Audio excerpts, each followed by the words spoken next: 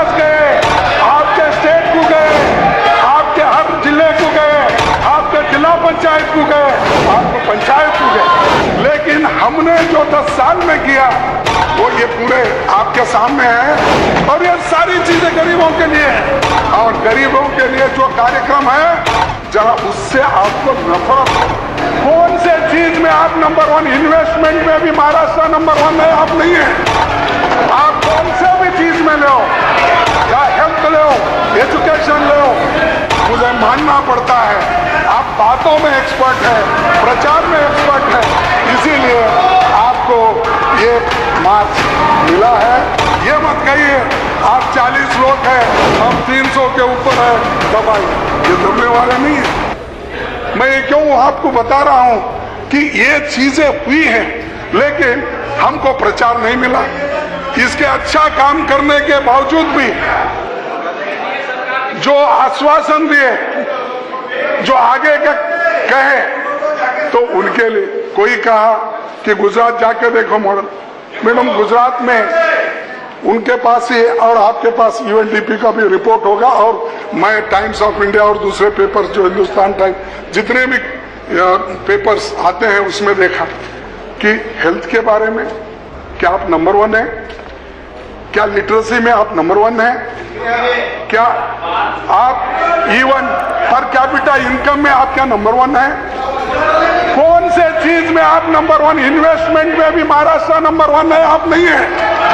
आप कौन से भी चीज में लो, या हेल्थ लो, एजुकेशन लो, और किसी भी चीज को अगर आप लिए, लेकिन मुझे मानना पड़ता है आप बातों में एक्सपर्ट है, प्रचार में एक्सपर्ट है, इसीलिए आपको ये मार्क्स मिला है, इसीलिए आप बोलने मत जाइए।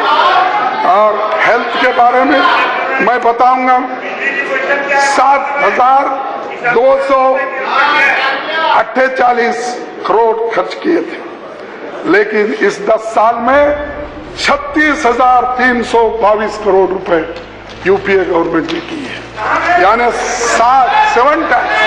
आपके पास गए, आपके स्टेट को गए, आपके हर जिले को गए, आपके जिला पंचायत को गए, आपको पंचायत को गए, डोंट पे।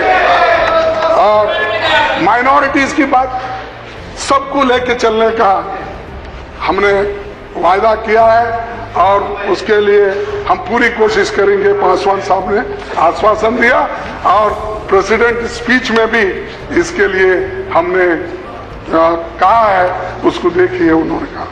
तो मैं ये एक आपके सामने आंकड़े रखना चाहता हूं कि माइनॉरिटीज वेलफेयर के लिए पहले एंड ऑफ एनडीए पीरियड तक 4,000 करोड़, और कांग्रेस यूपीए सरकार में 66,500 करोड़, और वुमेन एम्पावरमेंट, हेल्थ के लिए, और खासकर सेल्फ हेल्प ग्रुप के लिए, और 9,71,182 करोड़।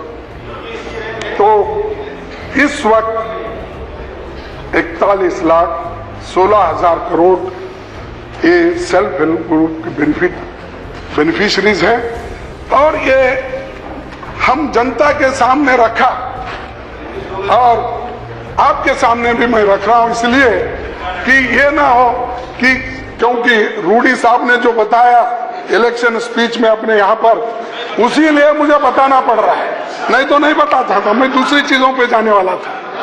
लेकिन हमने क्या किया ये मैं आपको बता रहा हूं।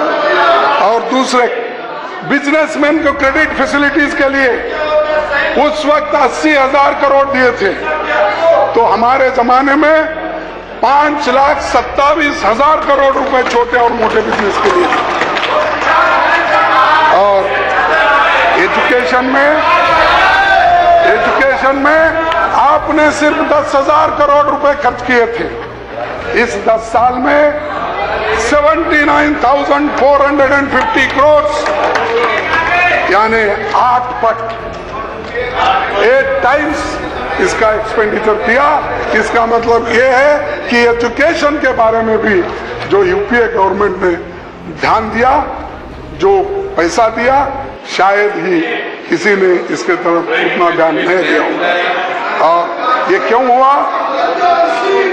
तो ये सारी चीजें, चाहे वो फूड सिक्योरिटी एक्ट हो, चाहे राइट टू एजुकेशन हो, राइट टू इंफॉर्मेशन हो, और दूसरी लैंड एक्विजिशन एक्ट हो, ये सारी चीजें, लोकपाल बिल हो, ये हम लाए हैं। लेकिन उसका जिक्र लोकपाल बिल के बारे में सिर्फ उतना ही कहा, लेकिन आगे क्या करने वाले हैं और दूसरे कौन से ऐसे कानून हैं जो इस करप्शन को रोकने के लिए आपने स्टेप लिया है या लेने वाले हैं, इसके बारे में उसमें तो बताया नहीं। और दूसरी चीज मुझे एक दुख की बात है, और पासवान साहब भी पढ़े होंगे, आडवाणी साहब पढ़ते हैं, और राजनाथ जी का तो मैनिफेस्टो है। ये मैनिफेस्टो तो डॉक्टर मुरली मनोहर जोशी के अध्यक्षता में ड्राफ्ट किया गया है, और उसमें आप हैं, आडवाणी साहब है, और सभी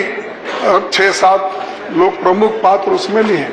उसमें आपने ये कहा है कि इस देश से अस्पृश्यता निर्मूलन करेंगे, अनटचेबिलिटी को निकाल देंगे, इरेडिकेट करेंगे, लेकिन उसका जिक्र इस प्रेसिडेंट इसमें नहीं है। उसके बारे में आप बताया नहीं।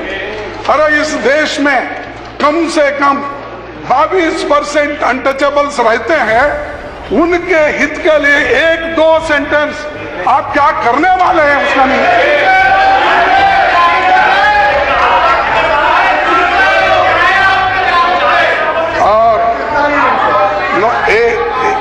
अरे जो आपके मैनिफेस्टो में है वो बता रहा हूं, आप क्यों इतना ये कर रहे हैं, नाराज क्यों हो रहे भाई? आपके मैनिफेस्टो में है, बता रहा हूं। जो चीजें हैं वो तो है, जो चीजें इसमें नहीं आई प्रेसिडेंट स्पीच में, मैं वो बता रहा हूं। वो डिसेबल्ड पर्सन्स के लिए हमने तो एक एक्ट बनाया था, वो इंट्रोड्यूस भी किया था पार्लियामेंट में, और इंट्रोड्यूस करने के बाद मैं सभी फ्लोर लीडर से मिला, जेटली साहब से मिला, और श्रीमती सुषमा स्वराज से मिला, और दूसरे हमारे मुलायम सिंह जी से मिला, वहां पर के जो कम्युनिस्ट नेता थे थोड़ा अपोज कर रहे थे उनसे मिला। इसके बावजूद भी वो डिसेबल्ड पर्सन्स के रिहेबिलिटेशन एक्ट वो जो है वो वही पड़ा रहा, उसको इंट्रोड्यूस भी होने नहीं दिए।